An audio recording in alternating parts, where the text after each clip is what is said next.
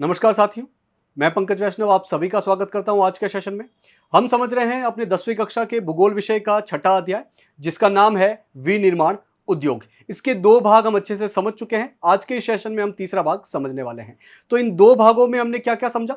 सबसे पहले हमने समझा विनिर्माण उद्योग क्या होते हैं, विनिर्माण उद्योगों का महत्व क्या है और विनिर्माण उद्योगों का वर्गीकरण हम कौन से अलग अलग आधार पर कर सकते हैं। दूसरे भाग में हमने समझा कुछ महत्वपूर्ण कृषि आधारित उद्योगों को, जिसमें हमने वस्त्र उद्योग, सूती वस्त्र उद्योग, पटसन उद्योग और चीनी उद्योगों के बारे में कुछ बेसिक बातें समझी। आज के इस तीसरे भाग में हमें कुछ महत्वपूर्ण खनिज आधारित उद्योगों के बारे में बेसिक बातें समझनी है, जिसमें हम लोहा तथा इस्पात उद्योग, एल्यूमिनियम प्रगलन उद्योग, रसायन उद्योग, उर्वरक उद्योग, सीमेंट उद्योग, मोटर गाड़ी उद्योग और इलेक्ट्रॉनिक और सूचना प्रौद्योगिकी उद्योग के बारे में बेसिक बातें समझने वाले हैं।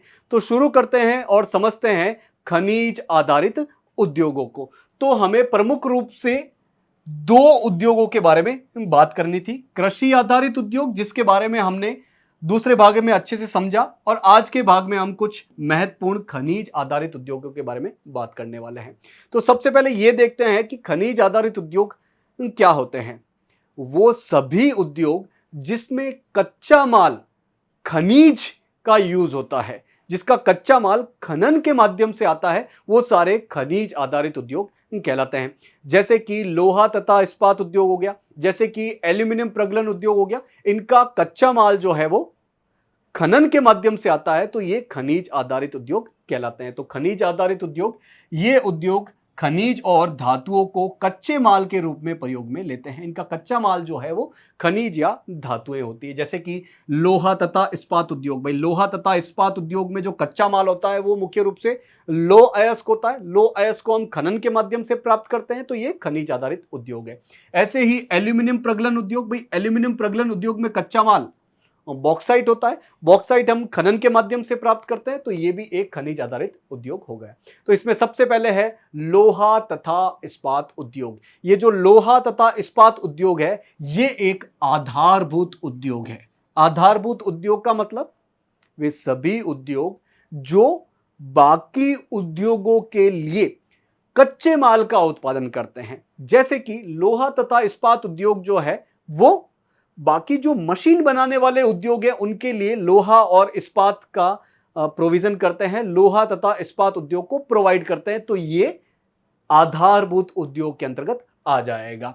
और ये छोटे उद्योग हो यानी कि लघु उद्योग हो, मध्यम उद्योग हो या भारी उद्योग, बड़े उद्योग हो, सभी उद्योगों के लिए कच्चे माल को प्रोविजन करते हैं। तो आधारभूत उद्योग, ये अन्य सभी उद्योग इनसे बनी मशीनरी पर निर्भर करते हैं। तो लोहा तथा इस्पात उद्योग से ही बहुत सारी मशीनें बनती हैं और बहुत सारी मशीनें कुछ और उत्पादन का काम करती है, तो ये एक आधारभूत उद्योग के अंतर्गत आ जाएगा। चाहे वो हल्के उद्योग हो, चाहे मध्यम उद्योग हो, चाहे भारी उद्योग हो, सभी उद्योगों के लिए ये एक कच्चे माल को प्रोवाइड करवाते हैं।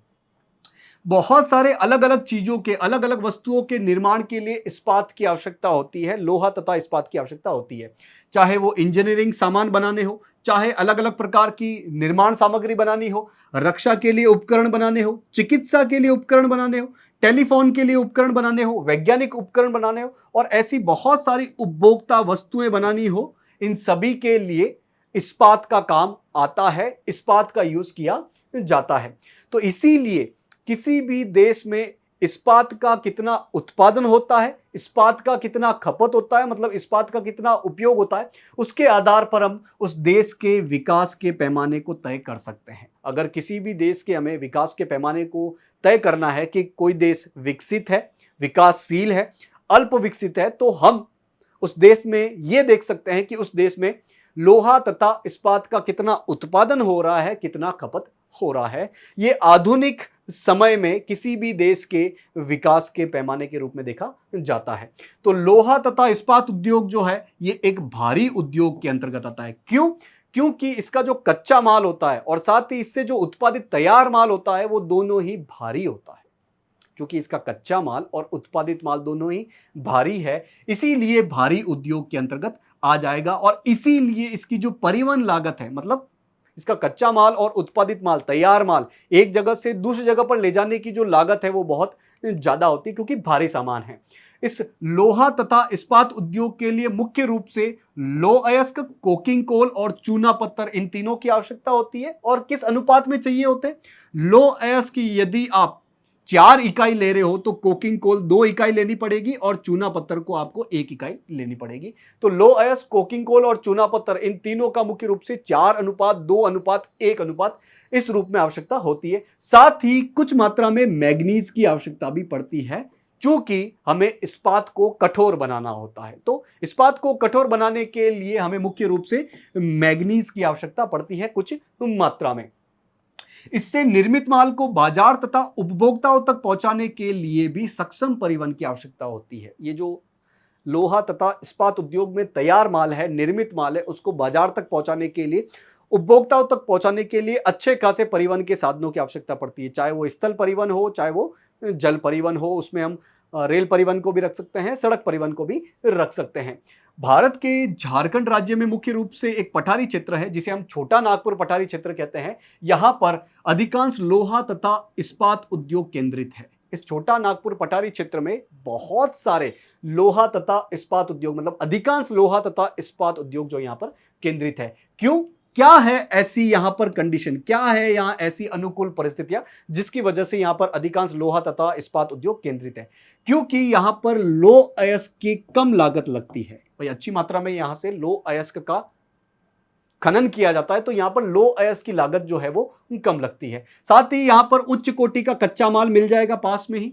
आसपास वाले क्षेत्रों में बहुत ज्यादा इसका कच्चा माल यानी कि लो अयस्क का बड़ी मात्रा में खनन होता है। साथ ही इस क्षेत्र में सस्ते श्रमिक मिल जाते हैं। झारखंड वाले क्षेत्र में और इसके पड़ोसी राज्यों वाले क्षेत्र में सस्ते और आसानी से श्रमिक हमें मिल जाएंगे। और साथ ही स्थानीय बाजार में इनके मांग की विशाल संभाव्यता भी है। तो जो इसके आसपास का बाजार है और भारत का जो स्थानीय बाजार है, इसमें इस माल की बहुत ज्यादा, इस सामान की बहुत ज्यादा आवश्यकता रहती है। तो ये था लोहा तथा इस्पात उद्योग के बारे में कुछ आधारभूत बातें।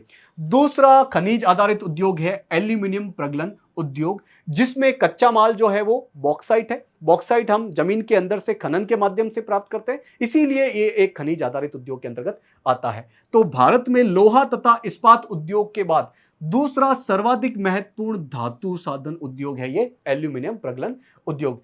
एल्यूमिनियम की कुछ विशेषता है जिसकी वजह से आधुनिक समय में इसका महत्व बढ़ता ही जा रहा है। जैसे कि एल्यूमिनियम हल्का होता है, इसमें जंग नहीं लगता है, ये ऊष्मा और बिजली का अच्छा सुचालक है और ये लचीला है, और साथ ही अन्य धातुओं के मिश्रण से इसे ज्यादा कठोर बनाया जा सकता है। तो इन सभी विशेषताओं की वजह से आधुनिक समय में एल्यूमिनियम का जो उपयोगिता है और इसकी जो मांग है वो बढ़ती ही जा रही है। और इनकी इसी विशेषताओं की वजह से बहुत सारी चीजें बनाई जाती है, जैसे कि हवाई जहाज बनाया जाता है, भाई हल्का होता है, बर्तन बनाए जाते हैं, इससे जो विद्युत उद्योग है उसके काम में आने लायक तार बनाए जाते हैं, और कई उद्योगों में इसका महत्व बढ़ता ही जा रहा है। क्यों? क्योंकि इस्पात, तांबा, जस्ता और शीशे इस धातुओं के विकल्प के रूप में इसे देखा जा रहा है। तो इसका लगातार महत्व अलग अलग उद्योगों में, अलग अलग उपयोगों में बढ़ता ही जा रहा है। बात की जाए कि भारत के कौन कौन से क्षेत्रों में एल्यूमिनियम प्रगलन संयंत्र बहुत ज्यादा है। पश्चिम बंगाल में, उड़ीसा में, छत्तीसगढ़ में, उत्तर प्रदेश में, महाराष्ट्र में, नीचे केरल, तमिलनाडु में, यहां पर बहुत सारे एल्यूमिनियम प्रगलन संयंत्र उपस्थित है भारत में।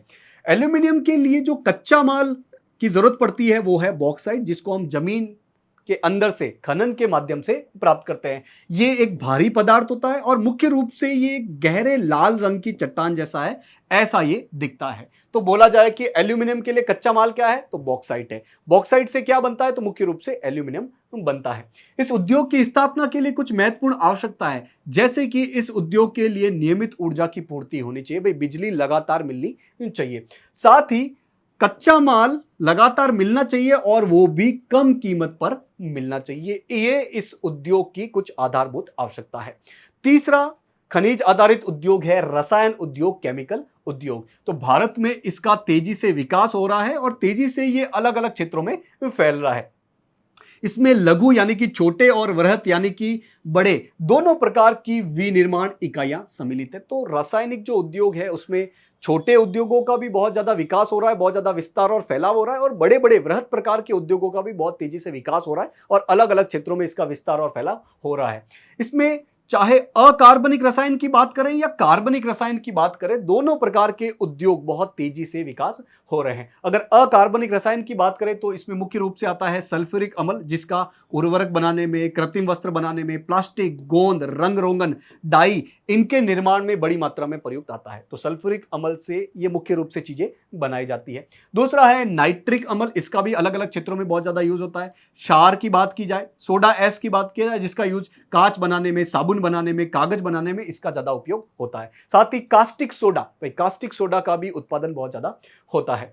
बात करते हैं कार्बनिक रसायन की, तो इसमें मुख्य रूप से आता है पेट्रो रसायन, मतलब कच्चे तेल को रिफाइन करके, भाई कच्चा तेल जमीन के अंदर से निकाला जाता है जिसे हम पेट्रोलियम भी कहते हैं, जिसे खनिज तेल भी कहा जाता है, तो इसको रिफाइनरी में अलग अलग उत्पाद में बदला जाता है। तो ऐसे बहुत सारे रसायन भी मिलते हैं जिसे हम पेट्रो रसायन कहते हैं, जिससे कृत्रिम वस्त्र बनाए जाते हैं, कृत्रिम रबड़ बनाया जाता है, प्लास्टिक भी इसी से बनाया जाता है, रंजक पदार्थ, दवाइयां, ऐसे ही औषध रसायन भी इसी से बनाए जाते हैं। तो अकेले इस प्रकार के केमिकल से अलग अलग प्रकार की चीजें बनाई जाती है। ये जो कार्बनिक रसायन उद्योग है, मुख्य रूप से इनका जो कच्चा माल है वो तेल शोधनशालाओं यानी कि रिफाइनरी से आता है। इसीलिए जो कार्बनिक रसायन उद्योग होते हैं ये मुख्य रूप से तेल शोधनशालाओं या पेट्रो रसायन संयंत्रों के आसपास ही स्थित होते हैं, ताकि आसानी से और इनको जल्दी से ये इनपुट मिल जाए, इनको ये कच्चा पदार्थ मिल जाए। ये जो रसायन उद्योग है वे स्वयं अपना सबसे बड़ा उपभोक्ता है। मतलब कोई उद्योग है जो रसायन का निर्माण कर रहे हैं, इस रसायन का जो मेन उपभोक्ता है वो दूसरा कोई रसायन उद्योग ही होगा। तो ये जो रसायन उद्योग है ये अपने आप के ही सबसे बड़ा उपभोक्ता है। आधारभूत रसायन एक प्रक्रिया द्वारा अन्य रसायन उत्पन्न करते हैं। तो जो आधारभूत रसायन होते हैं वो अन्य रसायनों में बदले जाते हैं अलग अलग प्रक्रियाओं के माध्यम से, जिसके उद्योग में बहुत ज्यादा अनुप्रयोग होते हैं, कृषि क्षेत्र में बहुत ज्यादा उपयोग होते हैं उर्वरक बनाने में। इसी प्रकार उपभोक्ता बाजार में इन रसायनों का बहुत ज्यादा उपयोग होता है। नेक्स्ट खनन आधारित उद्योग है, खनिज आधारित उद्योग है उर्वरक उद्योग। उर्वरक उद्योग का जो मुख्य रूप से उपयोग होता है वो कृषि क्षेत्र में उत्पादन को बढ़ाने के लिए होता है। अलग अलग केमिकल का छिड़काव हम करते हैं, वही उर्वरक उद्योग के अंतर्गत आता है। तो मुख्य रूप से ये 3 प्रकार के उर्वरकों के उत्पादन के आसपास सीमित है, जिसमें नाइट्रोजन युक्त उर्वरक, जिसमें मुख्य रूप से यूरिया आता है। इसके अलावा अमोनियम फॉस्फेट, जिसे डीएपी कहा जाता है, और मिश्रित उर्वरक जिसमें नाइट्रोजन, फॉस्फेट और पोटास का संयोजन होता है। इन उर्वरकों के उत्पादन के आसपास सीमित है भारत में, यदि हम उर्वरक उद्योगों की बात करें। ये जो पोटास है, भारत पूर्ण रूप से इसका आयात करता है। मतलब पोटाश जो है वो भारत पूर्ण रूप से दूसरे देशों से मंगवाता है, क्योंकि हमारे पास पोटाश के भंडार एकदम जीरो के बराबर है या न के बराबर है। तो पोटाश भारत पूर्ण रूप से आयात करता है। इसका कारण क्या है? भारत में वाणिज्यिक रूप से या किसी भी रूप में प्रयुक्त होने वाले पोटाश या पोटेशियम यौगिकों के भंडार नहीं है। पूर्ण रूप से हम दूसरे देशों पर निर्भर है इस पोटाश के लिए। ये जो उर्वरक उद्योग है, मुख्य रूप से इसका विकास और इसका जो विस्तार और फैलाव है वो हरित क्रांति के बाद अलग अलग क्षेत्रों में होता है, भारत के अलग अलग क्षेत्रों में होता है। यह हरित क्रांति क्या होती है? हरित क्रांति मुख्य रूप से चावल और गेहूं के उत्पादन में बहुत ज्यादा वृद्धि, मुख्य रूप से ये 1960-70 के दशक में होती है। मुख्य रूप से इसके लिए हमने बहुत ज्यादा उन्नत किस्मों के बीजों का प्रयोग किया। इसके अलावा सिंचाई के साधनों का विस्तार किया, अलग अलग रसायन जैसे कि उर्वरक है, कीटनाशक है, इनका उपयोग बढ़ाया। तो हरित क्रांति के बाद भारत में मुख्य रूप से इस उर्वरक उद्योग का विस्तार होता है, विकास होता है। तो हरित क्रांति के बाद ये उद्योग देश के अलग अलग भागों में फैल गया, अलग अलग क्षेत्रों में विकास हो गया। मुख्य रूप से कौन कौन से राज्य है जहां पर इस उर्वरक का बहुत ज्यादा उत्पादन होता है? मुख्य रूप से पंजाब, उत्तर प्रदेश, बिहार, असम, पश्चिम बंगाल, नीचे उड़ीसा, मध्य प्रदेश, राजस्थान, गुजरात, महाराष्ट्र, नीचे आंध्र प्रदेश, कर्नाटक, केरल, तमिलनाडु, गोवा, इन क्षेत्रों में बहुत ज्यादा उर्वरक उद्योग है। यहां पर बहुत ज्यादा उर्वरकों का उत्पादन होता है। इसमें से पंजाब, उत्तर प्रदेश, गुजरात, नीचे केरल और तमिलनाडु, यहां पर उर्वरकों का उत्पादन सबसे ज्यादा होता है। भारत में जितना भी उर्वरकों का उत्पादन होता है लगभग 50% इन राज्यों से, इन क्षेत्रों से आता है। नेक्स्ट उद्योग है सीमेंट उद्योग। भाई सीमेंट उद्योग के लिए मुख्य रूप से जो कच्चा माल होता है वो चूना पत्थर होता है, और चूना पत्थर जो है वो हम जमीन के अंदर से खनन के माध्यम से निकालते हैं, इसीलिए ये एक खनिज आधारित उद्योग के अंतर्गत आता है। तो ये सीमेंट जो है वो मुख्य रूप से निर्माण कार्यों में जरूरी होता है, जैसे कि घर बनाने के लिए, कारखानों का निर्माण करने के लिए, पुल, सड़कें, हवाई अड्डे, बांध, इन निर्माण कार्यों के लिए, बेसिकली आधारभूत अवसंरचना के निर्माण के लिए सीमेंट एक आधारभूत माल है। इस उद्योग को भारी और स्थूल कच्चे माल की आवश्यकता होती है। इसके लिए जो कच्चा माल होता है वो बहुत ज्यादा भारी और बहुत ज्यादा स्थूल होता है, जैसे कि चूना पत्थर है, इसके अलावा सिलिका है, जिप्सम है, ये कच्चा माल है। इसके अलावा कोयला, विद्युत ऊर्जा यानी कि बिजली और रेल परिवहन की बहुत ज्यादा आवश्यकता होती है सीमेंट उद्योग के विकास के लिए, सीमेंट उद्योग की स्थिति के लिए। इस उद्योग की इकाइयां जो है वो बहुत ज्यादा गुजरात में लगाई गई है। तो ये जो उद्योग है, इसकी जो इकाइयां है, इसकी जो यूनिट्स है, इसकी जो फैक्ट्रीज है, मुख्य रूप से गुजरात में बहुत ज्यादा है, क्योंकि यहां से खाड़ी देशों के बाजार की उपलब्धता होती है। खाड़ी देश मतलब सऊदी अरब हो गया, कुवैत हो गया, बहरीन हो गया, कतर हो गया, संयुक्त अरब अमीरात हो गया। यहां पर बहुत ज्यादा सीमेंट की मांग होती है, क्योंकि यहां पर निर्माण कार्य बहुत ज्यादा होते हैं। तो गुजरात वाले क्षेत्र में बहुत ज्यादा सीमेंट उत्पादन की इकाइयां लगी हुई है, और यहां से इन खाड़ी देशों में बड़ी मात्रा में सीमेंट को भेजा जाता है। नेक्स्ट उद्योग है मोटर गाड़ी उद्योग। परिवहन के साधनों के लिए, मुख्य रूप से यात्रियों और सामान को एक जगह से दूसरी जगह पर तेज गति से और ज्यादा मात्रा में भेजने के लिए हमें परिवहन की साधनों की आवश्यकता पड़ती है, और परिवहन के मुख्य साधन है मोटर गाड़ी। तो मोटर गाड़ियां यात्रियों तथा सामान के तेज परिवहन के साधन है। भारत में 1991 जब अर्थव्यवस्था में बहुत ज्यादा बदलाव हुए, जिसे हम एलपीजी रिफॉर्म्स के नाम से जानते हैं, उसमें एक रिफॉर्म हुआ उदारीकरण। तो उदारीकरण के बाद भारत में नए नए और आधुनिक मॉडल के बहुत ज्यादा वाहनों का निर्माण हुआ, और बहुत ज्यादा वाहनों की मांग होती है। तो उस समय मोटर गाड़ी उद्योग का बहुत ज्यादा तेजी से विकास होता है। उसके बाद बहुत तेज गति से इस उद्योग का विकास हो ही रहा है। तो नए और आधुनिक मॉडल के वाहन आने से बाजार में वाहनों की मांग बढ़ी। बहुत ज्यादा लोग इन नए और आधुनिक मॉडल के वाहनों की मांग करने लगे, क्योंकि उदारीकरण के बाद दूसरे देशों से हमारे देश में बहुत ज्यादा नए नए प्रकार के वाहन आने लगे। इससे इस उद्योग में बहुत ज्यादा वृद्धि हुई। तो 1991 के पश्चात यानी कि उदारीकरण के बाद भारत में मोटर गाड़ी उद्योग में बहुत तेज गति से विकास होता है, वृद्धि होती है। चाहे वो कार की बात की जाए, चाहे दुपहिया वाहन या तिपहिया वाहनों की बात की जाए, सभी वाहन उद्योग में बहुत तेज गति से विकास होता है 1991 यानी कि उदारीकरण के पश्चात। मुख्य रूप से भारत में बात की जाए कि मोटर गाड़ी उद्योग कहां कहां पर है, तो बड़े बड़े नगर, बड़े बड़े जो शहर है, जिसमें दिल्ली हो गया, गुड़गांव हो गया, मुंबई, पुणे, चेन्नई, कोलकाता, जमशेदपुर, बेंगलुरु, हैदराबाद, इंदौर, लखनऊ, मतलब भारत के अलग अलग क्षेत्रों में जो बड़े बड़े नगर है, बड़े बड़े शहर है, वहां पर ये मोटर गाड़ी उद्योग जो है बहुत ज्यादा है। नेक्स्ट उद्योग है सूचना प्रौद्योगिकी तथा इलेक्ट्रॉनिक उद्योग। इस इलेक्ट्रॉनिक उद्योग में बहुत सारे उत्पाद आते हैं, जिसका हम वर्तमान में बहुत ज्यादा उपयोग में ले रहे हैं, जैसे कि ट्रांजिस्टर हो गया, टीवी टेलीविजन हो गया, टेलीफोन हो गया, मोबाइल हो गया, रेडार है, कंप्यूटर है, ऐसे बहुत सारे दूरसंचार उपकरण हैं, ये इलेक्ट्रॉनिक उद्योग के अंतर्गत आते हैं।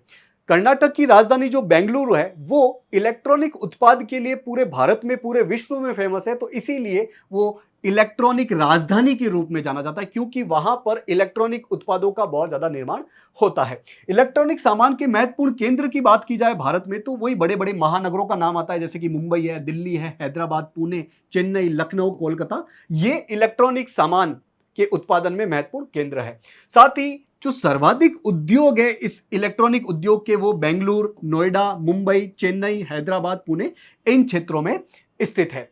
इस उद्योग का सबसे ज्यादा जो प्रभाव है वो है रोजगार पैदा करना। इस इलेक्ट्रॉनिक और सूचना प्रौद्योगिकी उद्योग में बहुत ज्यादा लोग अपना रोजगार प्राप्त करते हैं। तो इस उद्योग का सबसे महत्वपूर्ण प्रभाव है रोजगार का सृजन करना। और भारत में ये जो सूचना प्रौद्योगिकी उद्योग है वो बहुत ज्यादा सफल है। बहुत ज्यादा यहां से जीडीपी में योगदान होता है, सकल घरेलू उत्पाद में योगदान होता है, और रोजगार में भी इसका बहुत ज्यादा योगदान है। इसका कारण क्या है, क्यों ये सूचना प्रौद्योगिकी उद्योग भारत में बहुत ज्यादा सफल थे?